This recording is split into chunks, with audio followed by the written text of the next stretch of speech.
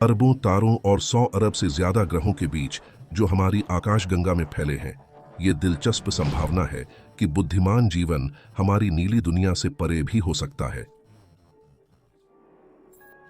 ये सिर्फ कल्पना नहीं है, ये वो सवाल है जिसका जवाब विज्ञान ढूंढ रहा है। और आज हम अनजान में डुबकी लगाएंगे और दूसरे ग्रहों पर बुद्धिमान जीवन की संभावना का पता लगाएंगे।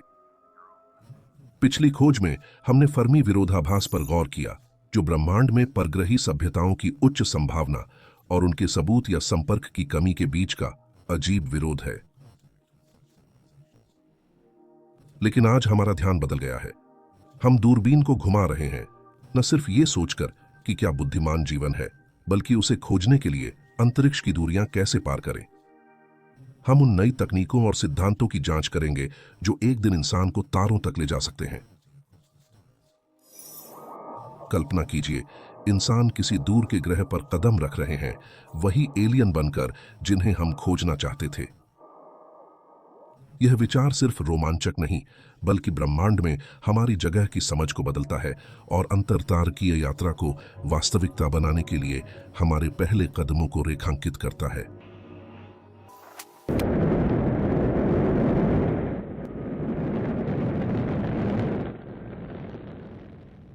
हमारे सौर मंडल में पृथ्वी से परे जीवन की खोज एक अधिक ठोस दृष्टिकोण लेती है।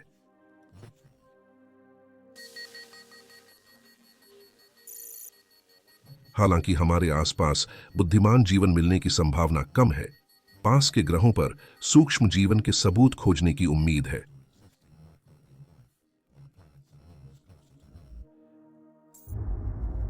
मंगल अपनी प्राचीन नदी घाटियों और झीलों के साथ लंबे समय से जीवन के लिए एक संभावित स्थान के रूप में लेकिन यह हमारे सौर मंडल का एकमात्र ऐसा पिंड नहीं है जो आशाजनक है। बृहस्पति का चंद्रमा यूरोपा बाहरी जीवन की खोज में एक विशेष रूप से दिलचस्प उम्मीदवार के रूप में उभरा है। बर्फ से ढका यह पिंड पृथ्वी के चंद्रमा से थोड़ा छोटा है, जिसका व्यास लगभग 3100 किलोमीटर है। यह पृथ्वी से लगभग 628 मिलियन किलोमीटर दूर बृहस्पति की परिक्रमा करता है। इसके बर्फीले खोल के नीचे यूरोपा में एक विशाल जल महासागर माना जाता है, जो पृथ्वी के महासागरों से 2 गुना हो सकता है। इसे जैव खगोलीय अध्ययन का प्रमुख लक्ष्य बनाता है। आने वाले वर्षों में लॉन्च होने वाला यूरोपा क्लिपर मिशन इस बर्फीले चंद्रमा के रहस्यों को उजागर करेगा।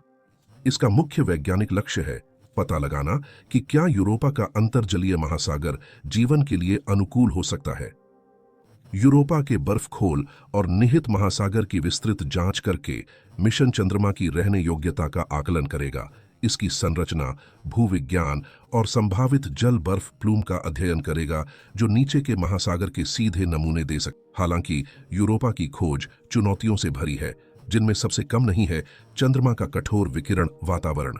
यह विकिरण मजबूत परिरक्षण के बावजूद घंटों में रोबोट लैंडर को नष्ट कर सकता है, जिससे मौजूदा तकनीक से मानव अन्वेषण एक दुर्लभ लक्ष्य बन जाता है। आज की तकनीक से यूरोपा पर मानव मिशन लगभग असंभव है, न सिर्फ दूरी के कारण बल्कि वहां के घातक विकिरण वातावरण की वजह से भी।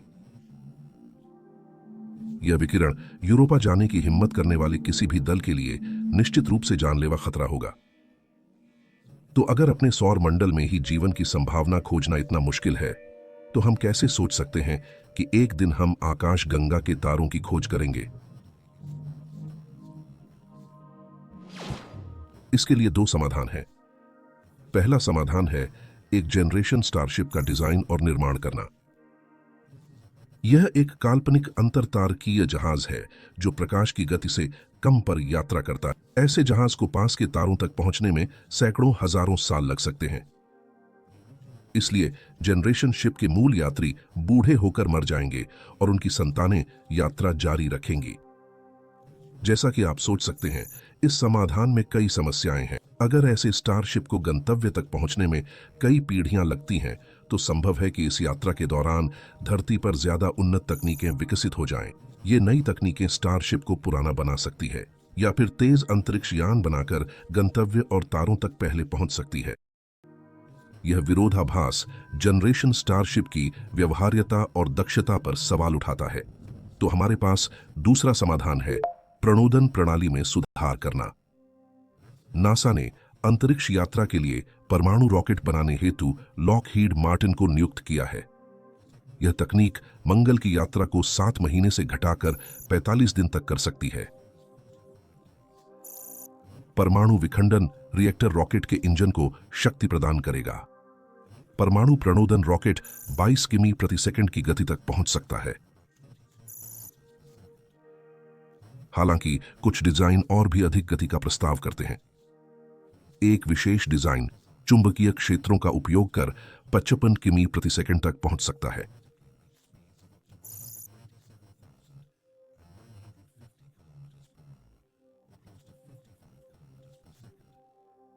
लेकिन इस अभी अनुपलब्ध गति से भी अल्फा सेंटोरी तक परमाणु प्रणोदन रॉकेट को लगभग 26,000 साल लगेंगे।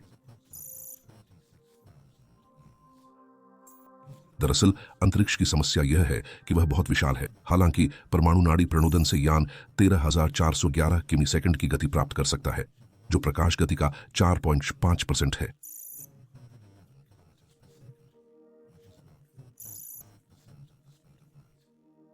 इससे सैद्धांतिक रूप से कोई यान 100 वर्षों में पड़ोसी तारा अल्फा सेंटरी तक पहुंच सकता है। कुछ सैद्धांतिक अवधारणाएं हैं जिनसे यान प्रकाश गति के 10% तक पहुंच सकते हैं। इनमें से एक अवधारणा सौर पालों का उपयोग है। ब्रेक थ्रू स्टार शॉट नामक एक अन्य प्रोजेक्ट प्रकाश गति के 20% से चलने वाला नैनो यान बनाने का लक्ष्य रखता है। यह प्रोजेक्ट लेजर से एक छोटे यान को अल्फा सेंटरी भेजने का प्रस्ताव करता है। हालांकि इस अवधारणा को लंबी अवधि में अंतरिक्ष की कठोर परिस्थितियों में यान के इलेक्ट्रॉनिक्स के अस्तित्व जैसी चुनौतियों का सामना करना पड़ता है। लेकिन फिलहाल सैद्धांतिक रूप से यह प्रोजेक्ट तारों तक पहुंचने का हमारा सबसे अच्छा मौका है। यह ब्रेक थ्रू इनिशिएटिव्स की एक परियोजना है जो लाइट सेल इंटरस्टेलर जांच के प्रूफ ऑफ कॉन्सेप्ट बेड़े को विकसित। इस बेड़े में लगभग 1000 अंतरिक्ष यान हो। हर यान, जिसे स्टारशिप कहा जाता है, एक छोटा सा सेंटीमीटर आकार का वाहन होगा जो कुछ ग्राम वजन का होगा और 4.3 प्रकाश वर्ष दूर अल्फा सेंटोरी तक जा सकेगा।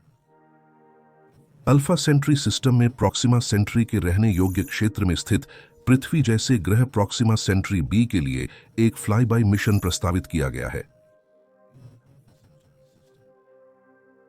प्रकाश की गति के 15% से 20% की रफ्तार से यात्रा पूरी करने में 20 से 30 साल लगेंगे और स्टारशिप से पृथ्वी तक संदेश पहुंचने में लगभग 4 साल लगेंगे। विदेशी जीवन की खोज प्रॉक्सिमा बी के साथ रोमांच। यह एक्सोप्लैनेट रहने योग्य क्षेत्र में है जहां पानी तरल रूप में हो सकता है। इसकी खोज ने वैज्ञानिकों को उम्मीद दी है कि जीवन के संकेत पाने के लिए हमें आकाशगंगा में दूर जाने की जरूरत नहीं हो सकती। हालांकि प्रॉक्सिमा बी पर बुद्धिमान विदेशी जीवन मिलना हमारे पहले पड़ाव पर शायद संभव नहीं है। इसलिए हम ग्लिसे 666 सीसी की ओर देखते हैं, जो अलौकिक बुद्धिमत्ता की खोज में एक और आकर्षक एक्सोप्लैनेट है। यह एक्सोप्लैनेट पृथ्वी से लगभग 23.6 प्रकाश वर्ष दूर है। प्रकाश की 20% गति से चलने वाले हमारे काल्पनिक अंतरिक्ष यान से हम वहां 118 साल में पहुंचेंगे। ग्लिसे 666 सीसी एक सुपर अर्थ है, यानी पृथ्वी से बड़ा पर यूरेनस और नेपच्यून से छोटा। इसमें चट्टानी संरचना और मोटा वायुमंडल हो सकता है। यह वर्गीकरण रुचि जगाता है क्योंकि इसकी स्थिति अपने तारे के रहने योग्य क्षेत्र में है, जो सुझाता है कि यह अपनी सतह पर तरल पानी बनाए रख सकता है, जो जीवन के लिए एक प्रमुख तत्व। ग्रह की दिलचस्प विशेषताएं इसे अलौकिक जीवन की खोज में एक प्रमुख उम्मीदवार बनाती हैं। एक ऐसी दुनिया का प्रस्ताव करती है जहां जीवन के पनपने के लिए परिस्थितियां बिल्कुल सही हो सकती हैं। सही परिस्थितियों में संभवतः बुद्धिमान जीवन भी। हमारा अगला पड़ाव है ट्रैपिस्ट-विंची। इस तक पहुंचने में 200 से अधिक वर्ष। हमारा सैद्धांतिक यान प्रकाश की गति का 5वां हिस्सा चल रहा है। ट्रैपिस्ट-विंची अपने अति शीत बौने तारे के रहने योग्य क्षेत्र में घूमता है, जहां तापमान तरल पानी की मौजूदगी की अनुमति दे सकता है। पृथ्वी के आकार का यह ग्रह एक रोचक प्रणाली का हिस्सा है जहां कई ग्रहों पर पानी की संभावना है। ट्रैपिस्ट-1 पर एलियन जीवन की संभावना आकर्षक है क्योंकि यह पृथ्वी जैसा है और तरल पानी हो सकता है।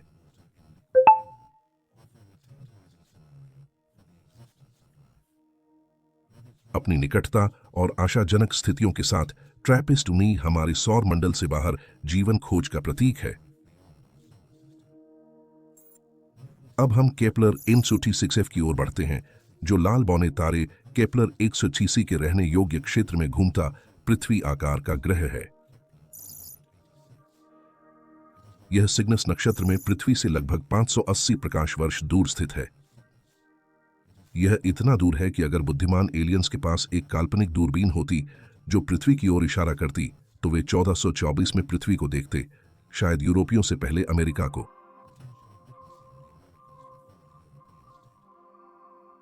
यह सोच उत्तेजक नजरिया ब्रह्मांड में शामिल विशाल दूरियों और समय सीमाओं को उजागर करता है।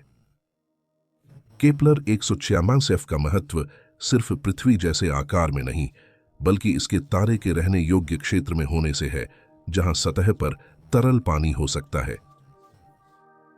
यह ग्रह एक ऐसे तारे की परिक्रमा करता है जो लंबे समय तक स्थिर रहता है, जो सही परिस्थितियों में जटिल जीवन के विकास के लिए अनुकूल हो सकता है। लेकिन इतनी दूरी खोज के लिए बड़ी चुनौती है। हमारा काल्पनिक यान प्रकाश की 20% गति से भी चले तो वहां पहुंचने में 2900 साल लगेंगे।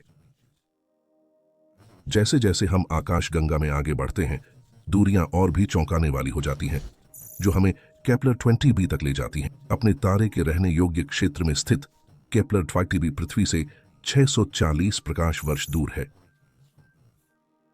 यह एक्सोप्लैनेट अपनी जीवन संभावना से वैज्ञानिकों और स्वप्नदर्शियों को समान रूप से आकर्षित करता है। इसका आकार, जो शायद पृथ्वी से बड़ा है, एक ऐसी दुनिया का संकेत देता है जिसमें विशाल वायुमंडल, समुद्र या जीवन। केपलर 20b पर जीवन की संभावना कल्पना को उत्तेजित करती है, जो अजीब परिदृश्यों और अनोखे पारिस्थितिक तंत्रों की कल्पना कराती है। हालांकि हमारा काल्पनिक अंतरिक्ष यान प्रकाश की गति के 20% पर भी चले तो केपलर 20b तक पहुंचने में 3200 साल लगेंगे। ऐसी समय सीमाएं हमारी वर्तमान समझ और क्षमताओं को चुनौती देती हैं, जो केपलर 22b की यात्रा और अंतरतारकीय यात्रा को एक कठिन लक्ष्य बनाती है। ये विशाल दूरियां अंतरिक्ष यात्रा तकनीक में नए आविष्कारों की जरूरत को दर्शाती हैं। अल्कुबियरे ड्राइव जैसी अवधारणाएं, जो स्पेस टाइम में हेरफेर से प्रकाश से तेज यात्रा का सुझाव देती हैं, रोचक संभावनाएं पेश करती हैं। हालांकि ये तकनीकें अभी सिर्फ सैद्धांतिक हैं, वे भविष्य की खोज के बारे में कल्पना को जगाती हैं। हम इस विषय और प्रकाश से तेज यात्रा के लिए स्पेस वॉर्पिंग की संभावना पर एक और वीडियो में गहराई से चर्चा देखने के लिए धन्यवाद।